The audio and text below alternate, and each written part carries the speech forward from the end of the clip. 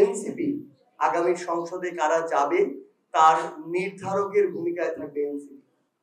বাংলাদেশে যখন গুরুত্বপূর্ণ তিনটা রাজনৈতিক দল থাকবে যে কোনো একটা দেশে, যাদের একটা গুরুত্বপূর্ণ জনসমর্থন আছে, তখন ওই 3 নম্বর দলটা এটা নির্ধারণ করার সম্ভাবনা সবচেয়ে বেশি থাকে।